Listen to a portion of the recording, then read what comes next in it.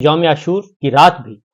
پاکستان میں فسطائیت عروج پر تھی اور ننگا ڈانس کیا گیا، فسطائیت نے کیا، اور جمشید دستی رکن قومی اسمبلی، اس کے گھر پر حملہ ہوا اور انہوں نے ٹویٹ کر دیا، انہوں نے بتا دیا، ساری صورتحال سے آگاہ کر دیا کہ کس طریقے سے ان کے خلاف وہاں پہ کام کیا گیا، ان کے گھر پر حلہ بولا گیا۔ پھر شبیر قریشی صاحب ہیں، ان کے کیا گیا، شہریار افریدی اسلام آباد میں وفاقی دارالحکومت میں ان کے گھر میں حلہ بولا گیا۔ یہ سب کچھ اس لیے کیا جا رہا ہے کہ ڈرایا جا رہا ہے، دھمکایا جا رہا ہے۔ پھر صاحبزادہ سلطان ہیں، ان کو اٹھایا گیا ہے، ان کے بارے میں ابھی کچھ پتہ نہیں ہے کہ وہ کہاں ہیں، کیسے ہیں، کس حال میں ہیں۔ یہ سب کچھ کیا جا رہا ہے۔ شہریار افریدی صاحب نے بتایا کہ شہریار افریدی نے ٹویٹ کر کے بتایا کہ اسلام آباد پولیس 4 سے 5 گاڑیاں انہوں نے کہا کہ میری رہائش گاہ کے باہر موجود ہیں، اور 1 بجے کے پولیس 1 بجے سے 1 گھنٹے سے زیادہ وقت سے وہ ہے، انہوں نے کہا کہ میری رہائش گاہ کے باہر انتظار کر رہی ہے، اور وہ اس وقت ڈیمانڈ کیا ہے کہ جی آپ کے سی سی ٹی وی کیمرہ تک ہم رسائی چاہتے ہیں، ہم سی سی ٹی وی کیمرہ تک رسائی چاہتے ہیں، یہ ان کی ڈیمانڈ تھی۔ جبکہ دوسری جانب جمشید دستی کے گھر پہ حلہ بولا گیا اور اس پہ بھی احتجاج کیا گیا۔ اسد قیصر صاحب نے بھی اس پہ اپنا سٹیٹمنٹ دیا ہے، اور اپوزیشن لیڈر عمر ایوب صاحب نے کہا کہ رکن قومی اسمبلی شہریار افریدی کے گھر کے باہر وفاقی پولیس پہنچی، پولیس شہریار افریدی کے گھر داخل ہونے کی کوشش کر رہی ہے، اور رات کے 1:25 پر پولیس MNA شہریار افریدی کو کیوں ہراساں کر رہی ہے، یہ بھی ہمیں دیکھنے کو ملا۔ پھر اسد قیصر صاحب آئے، اور اسد قیصر صاحب نے کہا کہ ہمارے ارکان کو ان کے گھروں سے اٹھایا جا رہا ہے، مظفر گڑھ سے ہمارے رکن معظم جتوئی کو ان کے گھر سے رات کو اغوا کیا گیا۔ اطلاع مل رہی ہے کہ اینٹی کرپشن نے اٹھایا ہے، جو غیر قانونی اور غیر آئینی ہے۔ کل رات جمشید دستی کے گھر پر چھاپا مارا گیا، ان کے گھر کی چادر 4 دیواری کی بے حرمتی کی گئی، اور اسپیکر قومی اسمبلی کو اطلاع دیے بغیر کیسے کسی رکن کو گرفتار کیا جا سکتا ہے۔ اور کچھ روز قبل ہمارے رکن امیر سلطان کو بھی جھنگ سے ان کے گھر سے اغوا کیا گیا۔ پارلیمنٹرین کے ساتھ ایسا رویہ رکھا جا رہا ہے جو عام آدمی کے ساتھ ایسا سلوک کیا کیا ہو رہا ہوگا۔ میرا مطالبہ ہے ہمارے ارکان کو رہا کیا جائے، اگر ہمارے ارکان کے خلاف کوئی کیس ہے تو اس کو عدالت میں پیش کیا جائے۔ سپریم کورٹ کے فیصلے کے بعد حکومت فسطائیت پر اتر آئی ہے، بلکہ یہ تو پہلے دن سے فسطائیت پہ ہے، اور یہ بھی ہے بکراہٹ کا شکار ہے۔ تمہاری یہ غلط فہمی ہے کہ پاکستان تحریک انصاف کو دبا کر ان کے حق سے محروم کیا جا سکتا ہے۔ ہم قانون اور آئین کے اندر رہتے ہوئے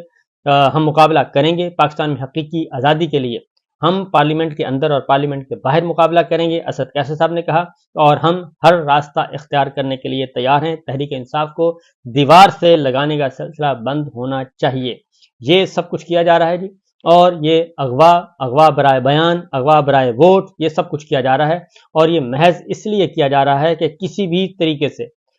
طریقے سے معاملات جو ہیں وہ ہمارے حق میں ہوں اور ہماری بات مان لی جائے، یہ ہو رہا ہے اور یہ صورتحال ہے۔ اس لیے کیا جا رہا ہے یہ سب کچھ، دنگا فساد کیوں کیا جا رہا ہے؟ یہ دنگا فساد اس لیے کیا جا رہا ہے کہ جناب ہم نے ہر صورت میں پاکستان میں غیر آئینی، غیر قانونی، غیر جمہوری جو ہے وہ نظام مسلط کرنا ہے۔ ہم نے مینڈیٹ چوروں کو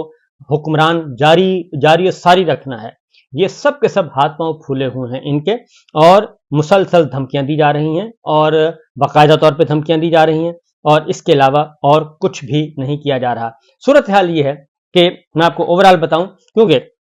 سپریم کورٹ کے فیصلے پر عمل ہونا ہے، یہ سارا کچھ اس لیے کیا جا رہا ہے، ارکان اسمبلی کو دھمکایا جا رہا ہے، ڈرایا جا رہا ہے۔ یہ کیوں کیا جا رہا ہے؟ یہ صرف اس لیے کیا جا رہا ہے کہ عدلیہ جو ہے وہ اس وقت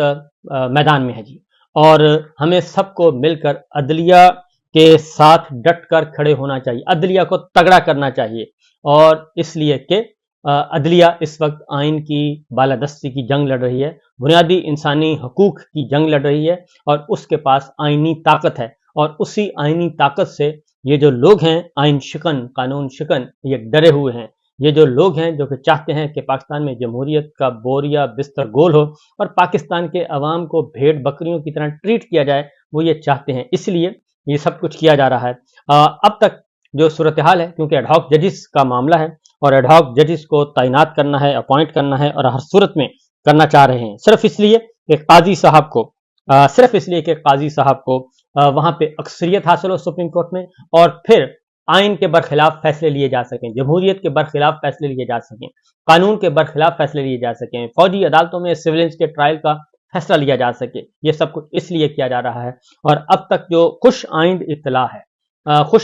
है कि वकला तंजीमें जो हैं वो जाग चुकी हैं और मुसलसल जाग रही हैं, और आहिस्ता आहिस्ता वकला तंजीमों की तरफ से एहतजाज आ रहा है, और एडहॉक जजेस की अपॉइंटमेंट के खिलाफ उनके स्टेटमेंट्स, उनकी रेजोल्यूशन, उनकी करारदादें आ रही हैं। नंबर 1 पाकिस्तान बार काउंसिल के 7 अरकान की तरफ से ये बात आ चुकी है कि उन्होंने काजी फाइज ईसा से इस इकदाम को गैर आइनी और आज़ाद अदलिया के खिलाफ करार दिया है। 7 अरकान ने बाकायदा तौर पर करारदाद पेश की है और वो सामने आ चुकी है। फिर इस्लामाबाद बार की तरफ से आ चुकी है, और उसके बाद पिशावर बार की तरफ से आ चुकी है, और अभी कुछ देर पहले सिंध हाई कोर्ट बार की तरफ से भी बाकायदा तौर पे ये करारदाद आ चुकी है, और इसी तरीके से सखर बार की तरफ से आ चुकी है। मुख्तलिफ जो बार एसोसिएशन हैं, बार काउंसिल हैं, उनकी तरफ से अब आहिस्ता आहिस्ता ये चीज़ें आ रही हैं, सामने आ रही हैं कि एडहॉक जजेस को लगाकर, रिटायर्ड एडहॉक जजेस को लगाकर आइन को तोड़वाने के लिए ये सारा कुछ किया जा रहा है, और आइन को सबटाज करने के लिए ये सब कुछ किया जा रहा है। तो तमाम के तमाम बार एसोसिएशन इस वक्त सरगर्म अमल हो चुकी हैं, और उन्होंने इस फैसले को मानने से इनकार कर दिया है। इसके साथ मेरे पास कराची बार एसोसिएशन की करारदाद भी है, वो भी यही कह रही है। और दूसरी जानिब धमकियां दी जा रही हैं, पैगाम दिया जा रहा है, और कि जनाब हम किसी भी सूरत में ये फैसला तस्लीम नहीं करेंगे, और मखसूस नशिस्तों वाला मामला हम इस बारे में सुप्रीम कोर्ट के फैसले पर अमल नहीं करेंगे। लेकिन मैं आपको एक बात बता दूं कि ये सब गीदड़ भपकियां हैं। ये जितना भी इस वक्त करेंगे, मज़ाहमत करेंगे, आइन को तोड़ेंगे, मोड़ेंगे, मरोड़ेंगे, ये अल्टीमेटली इनको इस सब का हिसाब देना पड़ेगा, क्योंकि ये इस वक्त हार चुके हैं, ये कमज़ोर हो चुके हैं, सिस्टम पर इनकी गिरफ्त कमज़ोर हो चुकी है, क्योंकि जो ये चाहते थे वो अब तक हो नहीं सका। और 8 फरवरी का जो इलेक्शन है, इलेक्शन चोरी, नतीजे जो चोरी किए गए, वो इनके गले का फंदा बन चुके हैं, और अब ये कुछ ही दिनों में इनकी आपस में जूतों में दाल बटनी है। और चूंकि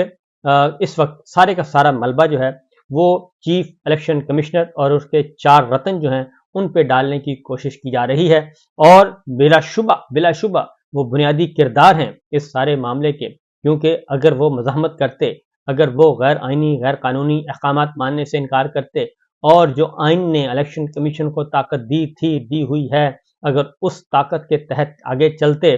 तो supreme court of Pakistan chief justice Umar Bandial साहब जब उनको कह रहे थे, इन्हीं राजा साहब को इनकी इज्जत बचा रहे थे सारे जजेस मिलकर, और उस वक्त भी, लेकिन इन तमाम चीफ इलेक्शन कमिश्नर ने उस वक्त हिस्सा बन गए उन्हीं रजीम चेंज ऑपरेशन का, और उसी इम्पोर्टेड सरकार का, उसी काकड़ सरकार का हिस्सा बन गए, उनके तरफदार बन गए, और उनका उस मुआहदे में, उस प्लान में शामिल हो गए। तो फिर आज भुगतें, अब उनको भुगतना तो पड़ेगा, क्योंकि जो बेसिक, जो बुनियादी किरदार है, वो सबसे पहले स्टार्ट होगा। जो कुछ भी होगा इस इलेक्शन के नतीजे को जब भी खोला जाएगा, तो जब स्टार्ट होगा तो वो इलेक्शन कमीशन से ही स्टार्ट होगा, क्योंकि रिटर्निंग अफसर जो हैं वो भी सामने नहीं आ रहे। मुख्तलिफ हलके खुल चुके हैं, और उन हलकों को, खुले हुए हलकों को बंद करवाने के लिए ये सारे के सारे सरगर्म अमल हैं। तो बुनियादी बात जो ये है कि आने वाले दिनों में बहुत कुछ होगा, और शिद्दत भी होगी, सब कुछ होगा, लेकिन एक बात ज़हन में रखिएगा कि ऐसा नहीं हो सकता कि ये पाकिस्तान जो है उसको सरजमीने बेआइन कर दिया जाए, और अगर ये सरजमीने बेआइन एक दफ़ा हो गया तो खुदा न खास्ता फिर उसके बाद कोई सूरत हाल, बेहतरी की कम अज़ कम सूरत हाल हमें नज़र नहीं आ रही।